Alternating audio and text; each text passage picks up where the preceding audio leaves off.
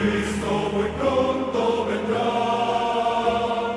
A todo el mundo las nuevas llevar. Cristo muy pronto vendrá. Pronto vendrá, pronto vendrá. Cristo muy pronto vendrá. Como siempre, les damos la bienvenida a su programa Pensándolo Bien. Queremos pedir disculpas porque la semana pasada, por dificultades técnicas y de otra naturaleza, no pudimos estar con ustedes en nuestro programa semanal. Pero siempre les recordamos y esperamos que ustedes continúen con nosotros. Puedan también darle el like a este programa, inscribirse con nosotros, seguirnos cada semana si es posible, compartirlo con otros y por favor, si tienen pedidos de oración, no duden en hacerlo para que podamos orar los unos por los otros. También nos gustaría saber sus comentarios. Háganos sin ningún temor, que nos serán de gran bendición. Dejamos nuestro diálogo anterior recordando que el Evangelio Salvador de nuestro Señor Jesucristo fue presentado en una forma resumida magistralmente en el libro de Génesis capítulo 3 y el versículo 15. Génesis 3:15 es lo que algunos teólogos llaman el protoevangelio. ¿Recuerdan ustedes lo que ahí nos dice? Y enemistad pondré entre ti y la mujer, y entre tu simiente y la simiente suya. Esta te herirá en la cabeza, y tú le herirás en el calcañar. Definitivamente, se menciona allí una lucha, una enemistad entre la serpiente, que definitivamente representa a Satanás, y la mujer, que en algunos momentos también veremos representa algo más que simplemente la mujer. Habría una lucha entre la simiente de la iglesia o de la mujer y la simiente o los descendientes, los seguidores de la serpiente, de Satanás. Así que esto es el Evangelio por cuanto anticipa que la simiente de la mujer, Cristo, no las simientes, sino uno, Cristo, heriría en la cabeza a los seguidores de Satanás y por medio de ellos a Satanás mismo. De allí, el Evangelio se iría desenvolviendo con el paso del tiempo, dando más y más detalles sobre su objetivo final, la restauración al favor divino de la raza culpable. Por cierto, el apóstol Pablo, refiriéndose a esta verdad, presenta de una manera muy interesante en Romanos capítulo 16 y el verso 25, cuando dice, Romanos capítulo 16 y el texto 25, y al que puede confirmaros según mi evangelio y la predicación de Jesucristo, según la revelación del misterio encubierto desde tiempos eternos.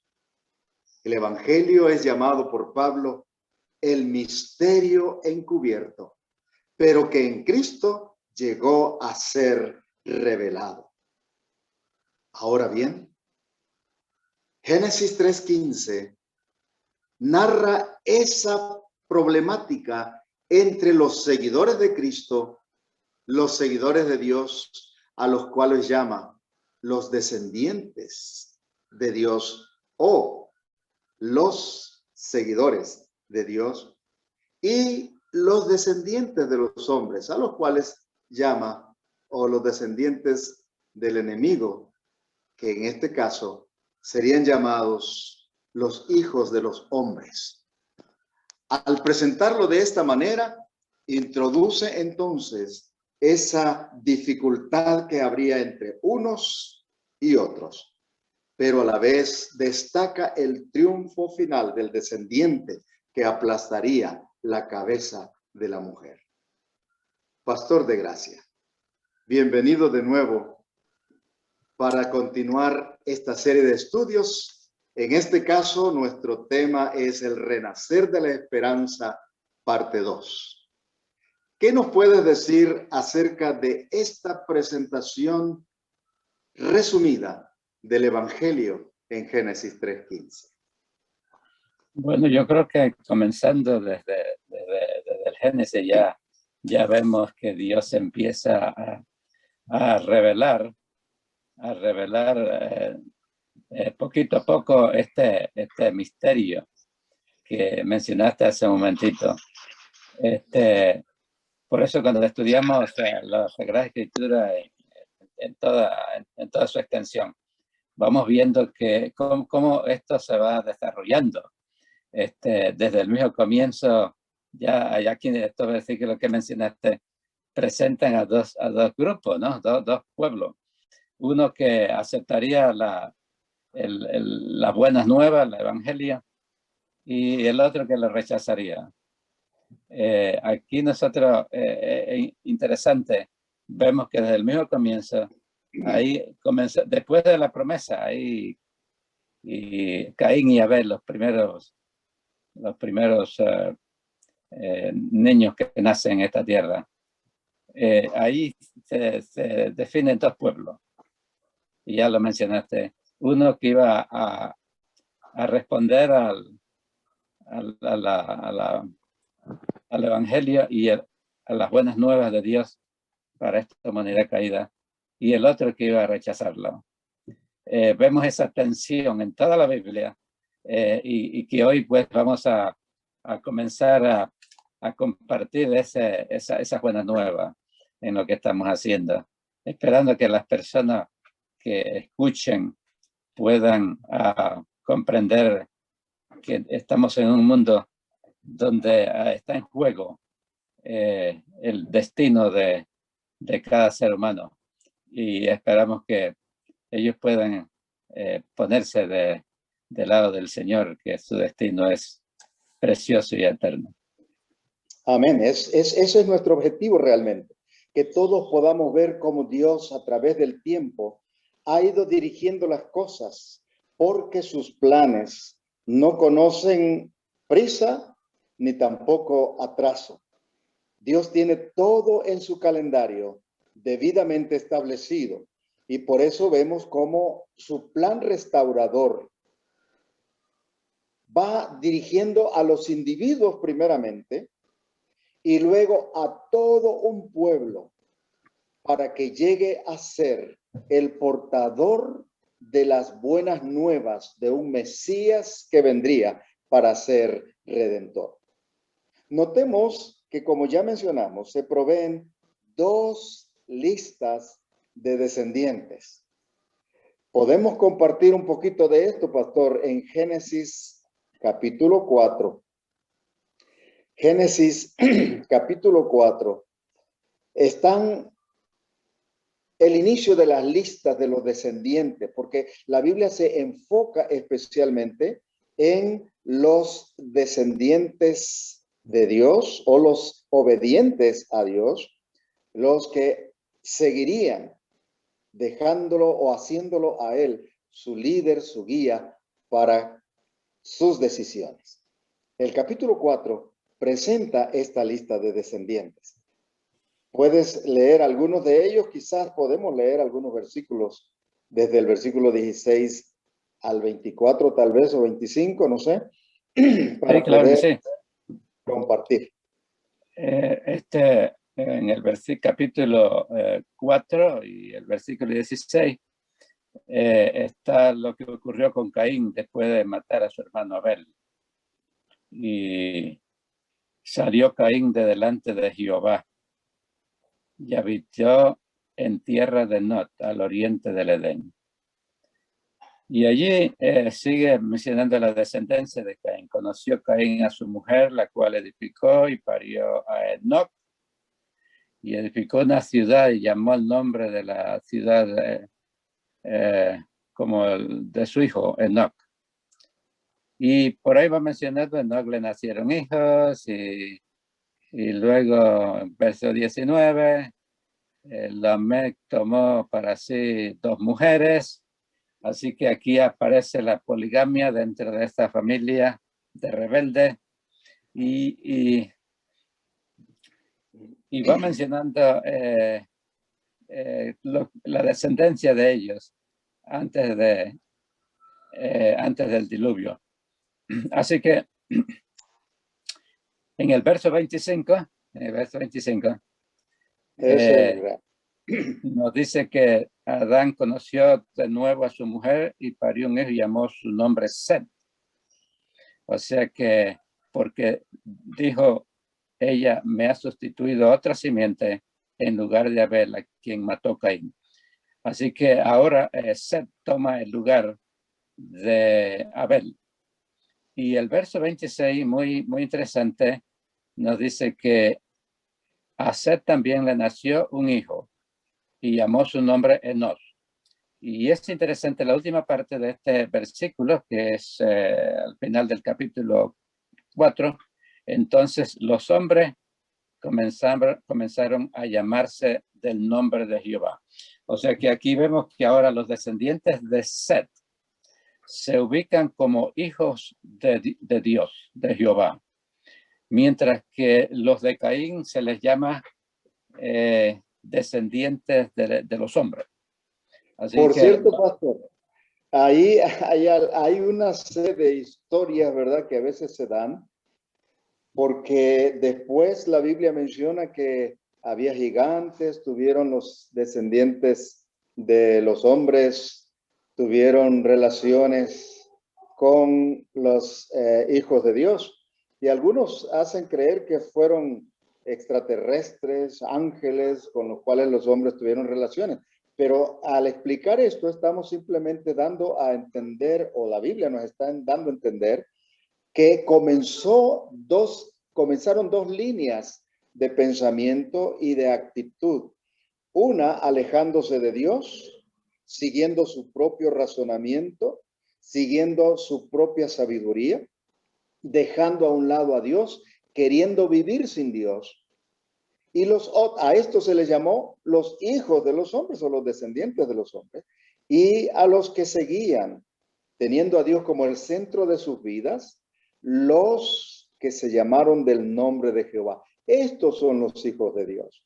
Y cuando los hijos de Dios miran a las hijas de los hombres y se casan entre ellos, no está refiriéndose a ángeles ni a seres extraterrestres, hermanos y amigos, simplemente está mencionando que hubo una unión, lamentablemente, de nuevo, entre los descendientes obedientes de Dios y los descendientes que no tomaban en cuenta a Dios en su noticia. Y esto trajo entonces una terrible consecuencia, porque de nuevo los hijos de Dios perdieron mucho el rumbo. Y entonces la maldad llenó la tierra. Pastor, más adelante menciona a los hijos de las tinieblas y a los hijos de la luz. Y obviamente utiliza esa figura para decir que habían 2 bandos y que las tinieblas y la luz no se pueden mezclar. Y cuando trata de hacerse, ocurre un desastre. Allí mismo estamos viendo, si las personas pueden leer el resto, el capítulo 5 en la genealogía de los hijos de Dios. Y ahí los ubica una línea comenzando desde Set en adelante hasta el diluvio. Está esas dos familias, unas obedientes, otros desobedientes. Los hijos de los hombres desobedientes, los hijos de Dios obedientes. Y en el capítulo 6, como mencionaste, cuando empieza el problema de que se unen los hijos de Dios con los hijos de los hombres, y ya aclaraste muy bien que no se está refiriendo a seres extraterrestres ni nada, sino es la misma familia de la tierra que están divididos por sus creencias. Exacto. Y Ajá. sí, y termino diciendo que esa unión produjo un desastre y fue el colapso del mundo antediluviano, donde la maldad iba creciendo y los hijos de Dios menguando. Así que Dios decide destruirla. Y es en ese punto que estabas mencionando, cuando se une el pensamiento y el estilo de vida de los hijos de Dios con el pensamiento y el estilo de vida de los hijos de los hombres, como se les llama en la Biblia, que surge el sincretismo religioso. Y ahí, sin duda, tiene origen un sinnúmero de creencias, un sinnúmero de prácticas que pretenden ser religiosas, pero que realmente se apartan del patrón establecido por Dios. Y comienza a hacerse, tal vez no comienza, desde antes había comenzado, pero ahí se acentúa más la amalgama, la unión, si podemos decirlo así, de la verdad con la mentira, la adoración verdadera con la adoración falsa, al Dios creador por un lado y a otros dioses inventados por los hombres por otro. Dioses que eran el invento de la propia imaginación, porque el hombre inventó dioses de acuerdo con sus propias tendencias. Y fue ahí como el hombre se alejó de nuestro Dios. Y pensamos que podemos vivir sin el Dios verdadero, el Dios creador, creando nuestros propios dioses a nuestro gusto y antojo. Y el hombre se degenera al punto que dice la Biblia en el Génesis 6 que la maldad era demasiada sobre la tierra. Y Dios, después del diluvio, pastor de gracia, comenzó de nuevo su búsqueda de una simiente, de una descendencia que quisiera vivir en armonía con sus principios a fin de preservar a esa simiente la promesa de salvar a la humanidad por el descendiente especial de la mujer, refiriéndose a Cristo. Así que ahí encontramos los personajes como Noé, Sema, Faxad, sus descendientes, hasta llegar a Taré, que fue el padre de Abraham, y constituyen el eslabón de aquellos que quieren preservar la adoración al Dios verdadero, aunque ya un poquito también, ¿no es cierto?, un tanto tal vez mezclado con algunas falsedades. Déjame decir dos cositas. Es interesante que el mundo antediluviano parecía como que el mundo entero se iba del lado de los hijos de los hombres. Se apartaron de Dios, a tal punto que Dios dice, voy a destruirlo. Y ya tenemos toda la historia de lo que ocurrió en el diluvio. Pero vemos algo que en el diluvio, que vino a este mundo y que destruyó a todos los seres humanos, excepto a 8. Quedó un remanente en ese tiempo, un remanente de 8. Con esos 8 comenzaría un nuevo intento para el cumplimiento de los planes de Dios. Y es interesante que pronto después del diluvio, otra vez, la maldad está en el corazón de los seres humanos hasta el punto cuando llegas a donde mencionaste de Abraham, que pasaron muchos siglos después de eso. Ya vemos otra vez que solamente Abraham quedaba y el resto se había ido tras sus dioses inventados por ellos mismos. Y ahora Dios comienza de nuevo con Abraham. Y ahí es donde pues vamos a abrir el estudio. Ese es un capítulo realmente fascinante en la historia de la humanidad. Porque de ahí en adelante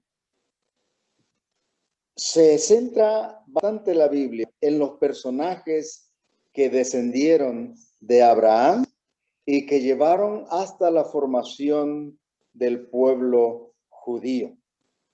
Los descendientes de Abraham, por cierto, fueron Ismael, Jacob, José, Judá, entre los hijos de Israel, por supuesto, o de Jacob, nos lleva a los inicios del pueblo israelita. Pero antes de que entremos a esa parte tan fascinante de cómo Dios intenta de nuevo traer al mundo hacia sí por medio de este pueblo, notemos, queridos amigos y hermanos, cuán profundamente enraizado está en nuestra naturaleza la tendencia al mal. Esto debe decirnos que solos no somos capaces de poder cambiar el curso de nuestra inclinación, nuestra naturaleza. Por esa razón, y simplemente por esa razón, es que todos necesitamos a Cristo Jesús. Todos necesitamos un Redentor. Todos estamos desesperadamente necesitados del Evangelio que nos redime, que nos transforme, que nos cambie, que nos dé nueva esperanza. Y eso es lo que queremos nosotros presentar en cada una de estas conversaciones que tenemos. Ahora retomamos entonces el rumbo con los descendientes de Abraham. ¿Qué más pasó, Pablo? ¿Cuál fue la pregunta? ¿Qué más pasó, digo, después cuando ya tenemos a Abraham y sus descendientes que buscan tenerse en contacto con el Dios verdadero? Vemos otra vez la tensión. Ahí tenemos la tensión. Abraham, el hombre que decidió seguir a Dios y sus descendientes, pero vemos también que los hijos de los descendientes de Abraham también siguen con la misma tensión. No debemos olvidar que por causa de la caída, todos heredamos una naturaleza caída, una naturaleza inclinada hacia el mal. Y aun cuando seamos parte del pueblo de Dios, tenemos los mismos desafíos. Hay que hacer decisiones personales, porque en el pueblo de Israel vamos a ver eso. Unos hicieron decisiones correctas y otros no. A pesar de que Dios, a pesar de estar el pueblo de Dios, muchos fracasaron en el camino porque no hicieron las decisiones correctas. Así que Abraham es el hombre que es fundamental en el estudio de la Biblia, porque llega a crear una relación de intimidad con Dios, una relación de fe que va a ser el patrón para todos aquellos que siguen a Dios, de creer en Dios, de seguir su mandamiento. Déjame decirte algo que al mencionar tú, que aún nosotros cuando tratamos de servir a Dios, estamos en una lucha con nuestra naturaleza pecaminosa. Tal vez sería bueno dar una palabra de ánimo a nuestros hermanos que están en esta situación como nosotros mismos. Y también una palabra a los amigos que quizás no han decidido definitivamente ponerse al lado de Dios, saben lo que es bueno, pero al ver tal vez la conducta de algunos cristianos, se desaniman. Recordemos, queridos amigos, primero, los que somos cristianos seguimos siendo humanos. Y es verdad que si de todo corazón nos aferramos a las promesas de Dios, podemos lograr controlar nuestra naturaleza pecaminosa. Aún seguiremos cometiendo errores porque ser cristiano no significa ser perfecto. Pablo mismo nos indica que él tenía esa misma lucha. Si leemos en Romanos capítulo 7, esa lucha que él nos presenta, debe darnos ánimo para recordar que mientras estemos en la lucha tratando de acercarnos a Dios, tratando de ser fieles a sus principios, estamos en buen camino. No significa que somos perfectos. A este lado de la eternidad, no vamos a lograr plenamente esa perfección que algunos llaman como o ponen como sinónimo de impecabilidad. Esto es imposible hasta que después expliquemos un momento específico en que el Señor, por su gracia, nos haga maduros. Pero mientras estamos aquí todavía en la lucha, debemos recordar que todos tenemos esas tendencias, pero por la gracia de Cristo podemos decidir darlas a Él y pedirle que Él viva en nosotros. Pablo dice en Romanos 7:15 en adelante, porque lo que hago no lo entiendo, ni lo que quiero hago.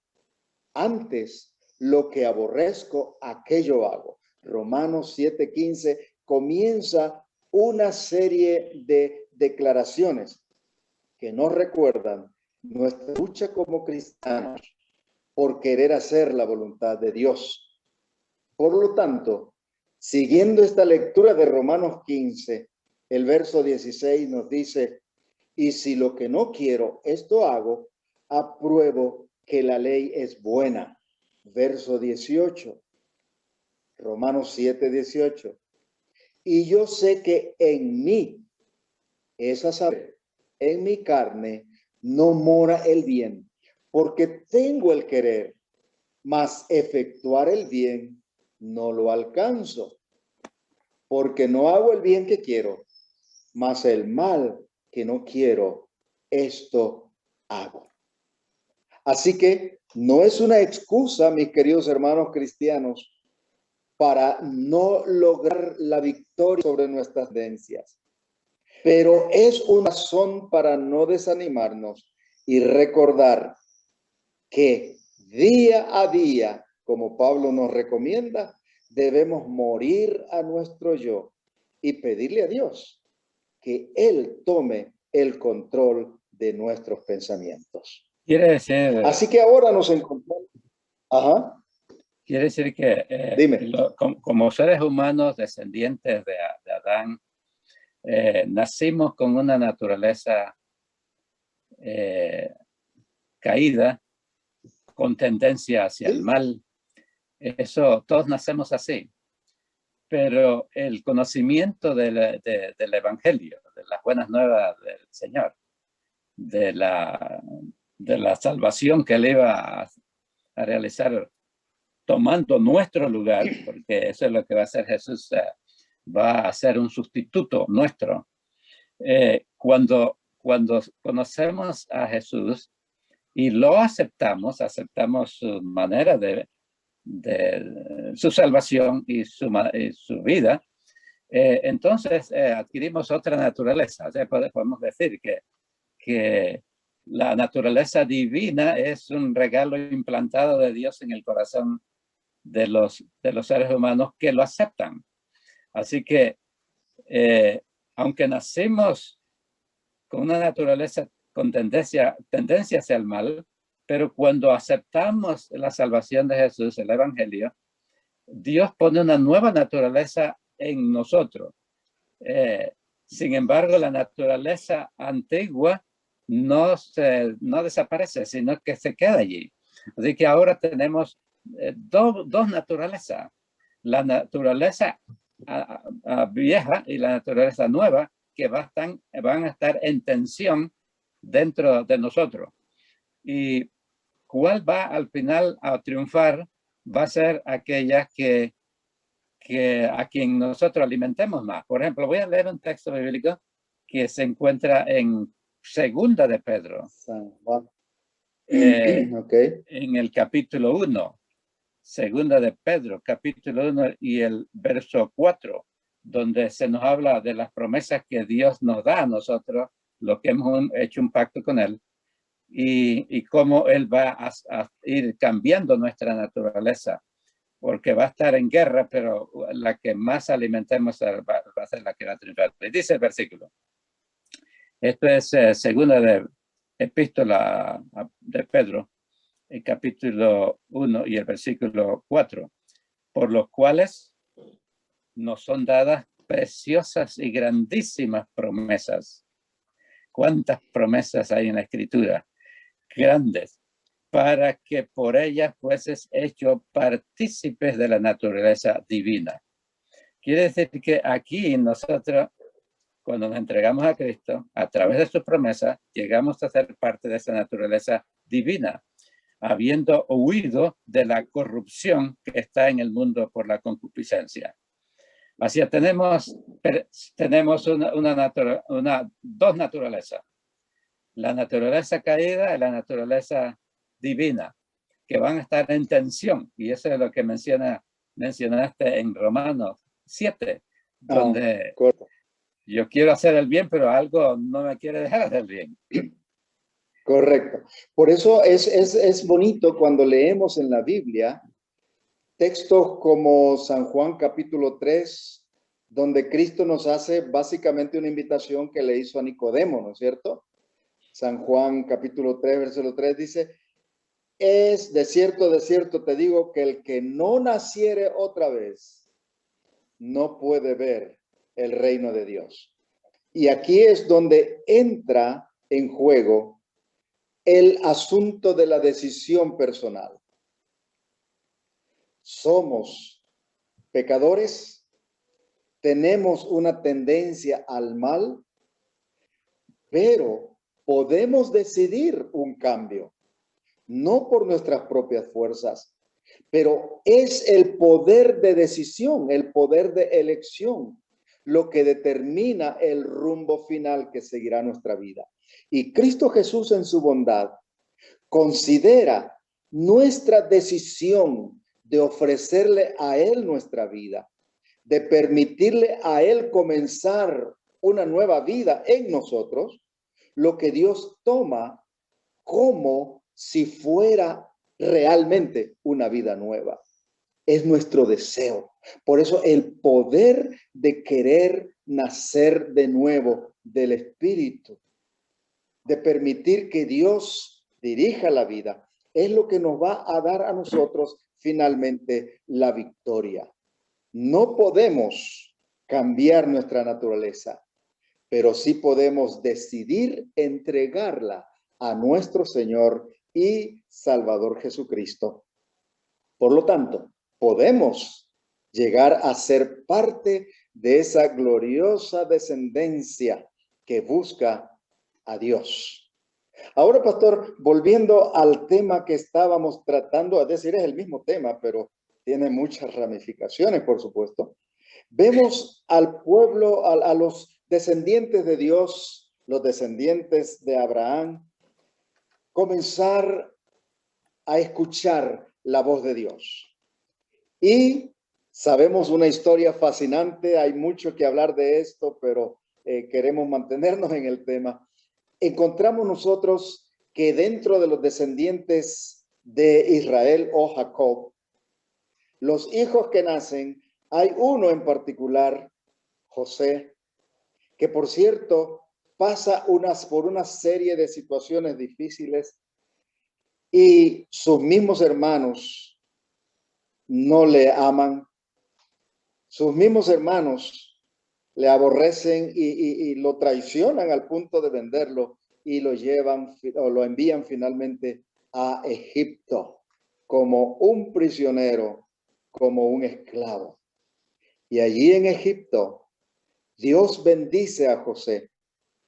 Lo mismo, porque José decidió mantenerse confiando en Dios, aunque no entendía el porqué de tanto odio, aunque pasó por dificultades y tensiones graves, acusaciones falsas y una serie de pruebas y dificultades, se mantuvo confiando en Dios.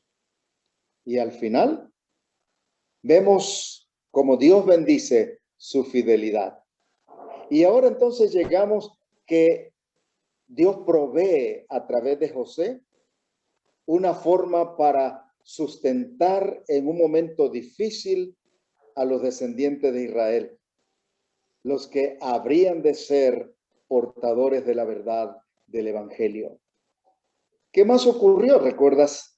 En esa situación donde el pueblo está ahora en Egipto, los descendientes de Israel, de Jacob, bajan ahora con José para vivir en Egipto. ¿Qué hace Dios? Dios bendice al pueblo de Israel en Egipto, o sea, a los descendientes, hijos de Jacob, ¿no? Y a José. Y ellos empiezan a multiplicarse, conforme a los propósitos y designios de Dios. Yo no quisiera pasar por alto la oportunidad de mencionar un texto que me parece que es clave y es está en el capítulo 12 de Génesis. Cuando Dios hace un pacto con Abraham. Yo voy a leerlo, está bien que lo compartamos. Claro. En el capítulo 12 de Génesis, Dios saca a Abraham, toma a Abraham de la tierra de donde vivían sus padres en Mesopotamia y lo quiere sacar porque quería ser un pueblo y lo trae a Canaán. En el capítulo 12, el versículo 1 al 3. Empero Jehová había dicho a Abraham, vete de tu tierra y de tu parentela y de la casa de tu padre a la tierra que te mostraré. Y haré de ti una nación grande y bendecirte y engrandeceré tu nombre y serás una bendición. Lo que estamos viendo es que Dios está dirigiendo a Abraham y a su descendencia para hacerlo una nación. Así que aquí Dios le promete que iban a hacer una nación grande y que lo iba a bendecir y lo iba a engrandecer su nombre y sería una bendición. El versículo 3 dice, y bendeciré a los que te bendijeren y a los que te maldijeren maldeciré. Y serán benditas en ti todas las familias de la tierra. O sea, cuando estudiamos esto a fondo, nos damos cuenta el plan divino de formar un pueblo que lo representara en este mundo a todas las naciones que estaban lejos de Dios, o sea, a los hijos de los hombres. Así que esta era la razón por la cual Dios estaba apartando a Abraham para hacer una nación grande y que esta nación fuese una representante de Dios en la tierra para transmitir las buenas nuevas que Dios tenía para la humanidad. Y en él serían benditas todas las familias de la tierra. Y esto alcanza hasta David, hasta Jesús, que llega a ser la bendición para toda la humanidad y la razón de poder vivir la eternidad. O sea que aquí Dios empieza con Abraham y por eso los hijos de él van siendo educados en esa dirección de ser un pueblo especial. Y aunque no fueron tanto así, sin embargo, eran los que creían en Dios. O sea que dentro de los... Sí. Ahí introduzco algo, un momento que me parece muy, muy interesante. Es triste saber que por ese llamado de Dios al pueblo israelita, llegaron a creerse merecedores del favor de Dios, simplemente por ser descendientes del pueblo. Y aunque Dios tenía grandes ideales para ellos, lamentablemente nos damos cuenta a través del transcurso de la historia que este pueblo se volvió rebelde a Dios. y en gran medida no cumplieron, no representaron el plan de Dios. Se olvidaron de una verdad básica, creo yo. Dios los había escogido a ellos no porque fueran mejores que los demás pueblos, Correcto. no porque estuvieran en una condición espiritual más elevada que otras personas. De hecho, vez tras vez, la Biblia recuerda que ellos fueron un pueblo rebelde a Dios. Por ejemplo, en Deuteronomio capítulo 7, versículo 7, encontramos una declaración bien temprana donde Dios, que conocía el fin desde el principio y sabía ya de antemano la clase de personas que ellos serían rebeldes a Dios, les recuerda esto. Deuteronomio 7:7 nos dice: no por ser vosotros más que todos los pueblos os ha querido Jehová y os ha escogido, porque vosotros erais los más pocos de todos los pueblos. Y el verso 8, sino porque Jehová os amó y quiso guardar el juramento que juró a vuestros padres, os ha sacado Jehová con mano fuerte y os ha rescatado de casa de siervos, de la mano de Faraón, rey de Egipto. Dios le dice, no es porque ustedes son mejores, es porque Dios en su soberanía deseó que estos descendientes que habían mantenido cierta relación con la verdad suya, fueran llamados para que a través de ellos se diera esta verdad a conocimiento del pueblo. Pero textos como Isaías 65:2 y Jeremías 8:5 recuerdan que el pueblo no vivió a la altura del llamado de Dios. Y esto es bueno recordarlo nosotros, porque como cristianos no deberíamos nunca creer que estamos por encima de otros, que somos mejores que los demás. Dios, en su misericordia, dice que amó de una manera especial. No es que al pueblo, a los otros pueblos no los ame, pero amó de una manera especial con un propósito. Cuando Dios llama, mis hermanos, para que conozcamos la verdad suya, conozcamos a Cristo Jesús, no nos llama porque quiere que solo nosotros seamos salvos. Lo que quiere es hacer de nosotros un canal de bendición para otras personas. Por lo tanto, ser llamados por Dios es un llamado al servicio. Nunca pensemos que si somos llamados a esta altura por Dios es porque solo nosotros vamos a ser salvos. Nunca creamos en ese exclusivismo de salvación, porque la salvación es a nivel personal, no por grupo. Por lo tanto, si Dios te ha llamado, es un llamado a servir de canal para que otros conozcan la verdad de Dios. Permítanme leer Tito 3:5, un texto que creo también nos ayuda a poner en perspectiva cómo es o cómo actúa la salvación en nuestra vida. Tito 3:5 nos dice, porque también éramos nosotros necios. Estoy leyendo el versículo 3, porque también éramos nosotros necios en otro tiempo, rebeldes, extraviados, sirviendo a concupiscencias y deleites diversos. ¿No es cierto? Pero, dice aquí, en malicia y en envidias, aborreciendo los unos a los otros.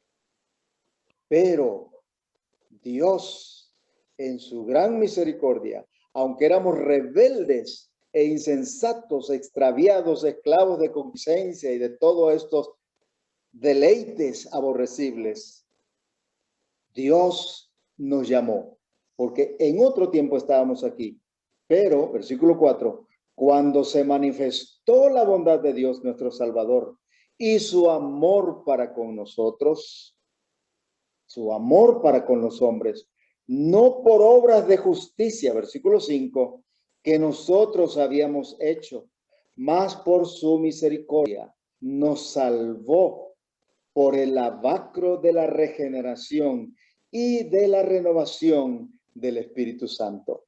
Así que, hermanos y amigos, nadie es mejor que nadie.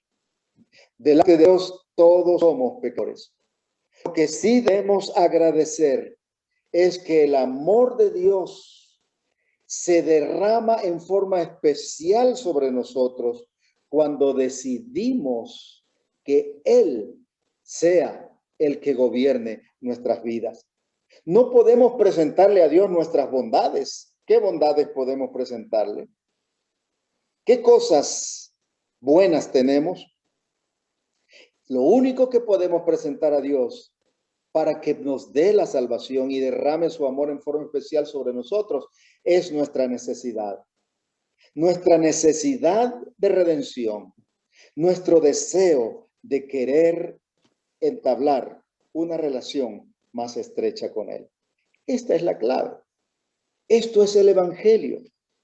Cristo Jesús entonces nos toma en nuestra condición caída, en nuestra condición rebelde, en nuestra incapacidad de vivir en armonía con sus preciosas verdades, con su ley misma, y nos da la fuerza que nuestra debilidad necesita para caminar en armonía con esos principios.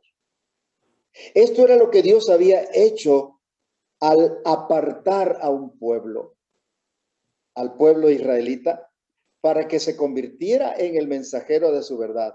Y queridos hermanos, eso es lo que Dios ha hecho con nosotros, al llamarnos de aquella condición de tinieblas espirituales a su luz maravillosa. Así que nunca nos creamos estar por encima de los demás, porque igual que el pueblo de Israel, sí, como ellos somos rebeldes al llamado de Dios y al servicio que Dios nos pide hacer, también podemos ser rechazados como ellos finalmente lo fueron. Así que, pastor, nos encontramos en esta disyuntiva, ¿no es cierto? Servir a Dios o no. En este punto que mencionas, es bueno aclarar que una persona que tiene un conocimiento integral de la Biblia, que ha repasado todas estas historias desde el comienzo hasta el final, podemos ver a un Dios bondadoso que camina con un pueblo que no es perfecto, un pueblo a quien Él ha escogido para que fuera la luz del mundo. El pueblo de Israel fue colocado en un lugar especial en Canaán, donde estaba en el centro de las dos civilizaciones más grandes de aquel entonces, con el propósito misionero de que la vida de ellos de obediencia a Dios fuera un testimonio de la prosperidad que Dios le da a aquellos que le sirven. Qué lindo hubiera sido que Israel plantado allí hubiese vivido conforme a los mandamientos de Dios, porque es clave que la obediencia trae las bendiciones. Deuteronomio 28 y 29 son dos capítulos donde Moisés le recuerda al pueblo que todas las bendiciones que Dios va a darles si ellos son obedientes, pero si no son obedientes, Él le iba a quitarle esas bendiciones. Aquí está interesante que a través de toda la historia de Israel fueron más desobedientes que obedientes. Y Dios no los abandonó, claro, pero los probó hasta que ya se dio cuenta de que ellos no iban a cumplir con la misión y tuvo que buscarse otro pueblo, porque si el pueblo de Israel no vuelve a ser obediente a Dios, ellos no van no es por innato que ellos van a recibir esa bendición. Pastor, quiero decir para concluir que nosotros como cristianos debemos recordar que el mismo llamado que Dios le dio al pueblo de Israel para ser portadores de su verdad, luz a las gentes, es el mismo llamado que Dios nos ha hecho a nosotros. Amén. Y podemos, como tú dijiste, fracasar si no cumplimos nuestra parte.